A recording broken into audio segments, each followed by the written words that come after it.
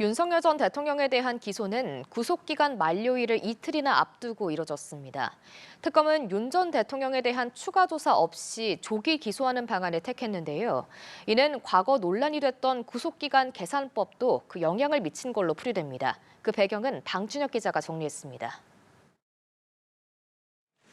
특검은 구속 9일 만에 윤석열 전 대통령을 재판에 넘겼습니다. 윤 전 대통령의 구속적부심 청구로 구속기간에서 제외됐던 기간이 더해지며 구속 만료일이 21일까지로 늘었지만 이틀이나 앞두고 주말 오후에 기소를 단행한 겁니다. 이 같은 결정엔 윤 전 대통령의 비협조적인 태도에 비춰 추가 조사 시도가 무의미하다는 판단이 깔렸습니다.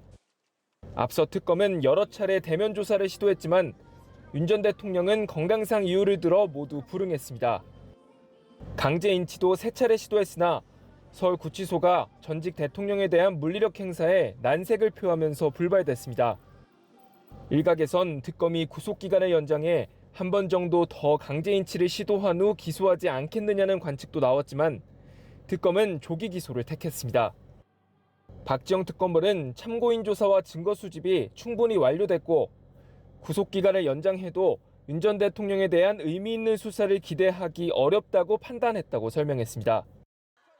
지난 3월 윤 전 대통령이 구속 취소 결정으로 석방됐을 당시 구속기간을 날이 아닌 시간으로 계산해야 한다고 법원이 판단한 점도 예상보다 빠른 기소의 이유로 꼽힙니다.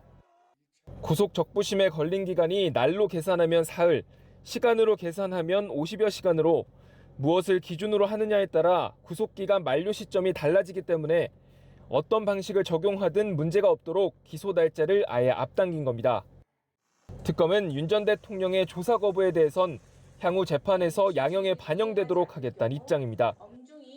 조사 거부가 피의자에게 불리하게 작용할 수 있도록 하는 것이 우리의 형사사법 시스템입니다. 특검은 윤 전 대통령이 향후 외환죄 등 남은 수사를 위한 출정 요구에도 응하지 않을 경우 체포영장을 발부받아 강제 수사할 수밖에 없을 거라고 경고했습니다. 연합뉴스 TV 방준혁입니다.